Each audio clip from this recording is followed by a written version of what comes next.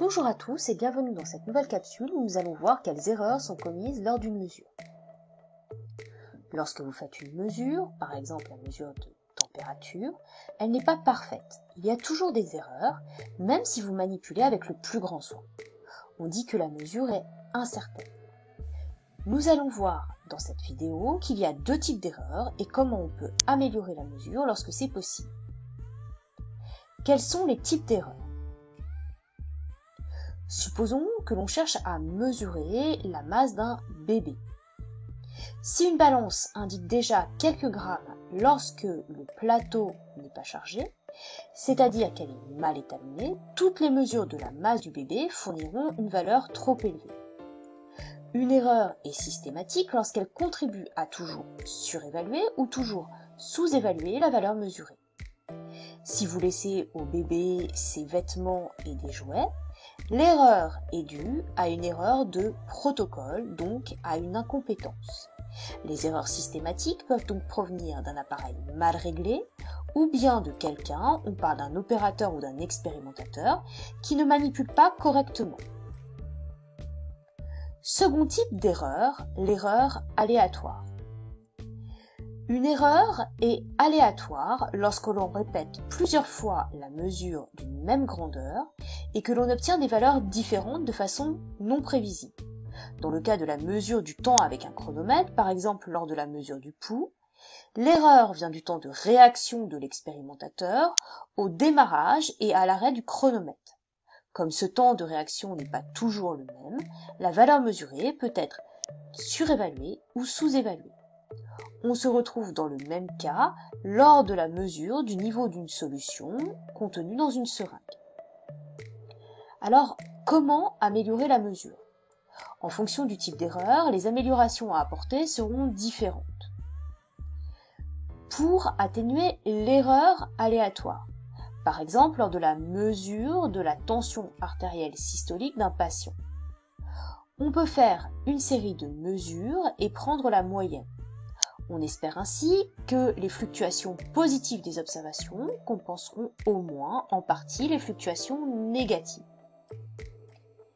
Pour atténuer l'erreur systématique, faire une série de mesures et prendre la valeur moyenne ne permettra pas de diminuer l'erreur. L'erreur doit être repérée par l'expérimentateur et éliminée.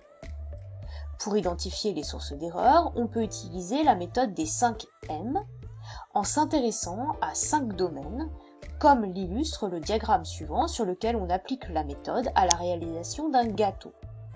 La tarte aux pommes est ratée. Pourquoi ? Parce que la matière n'était pas bonne. Par exemple, les pommes étaient mauvaises.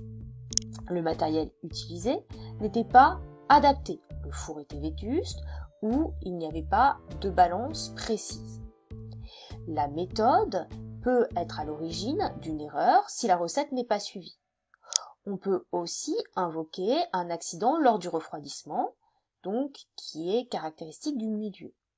Enfin, la main-d'œuvre choisie peut ne pas être qualifiée, comme le cas du petit frère qui n'est pas doué pour mélanger la pâte. Dans tous les cas, il faut vérifier l'étalonnage des appareils de mesure, faire une seconde mesure pour vérifier qu'il n'y a pas un trop grand écart dû à l'inattention. Pour terminer cette capsule, un peu de vocabulaire. Dans le cas de ces illustrations, la valeur vraie est au centre de la cible et les impacts représentent les valeurs mesurées.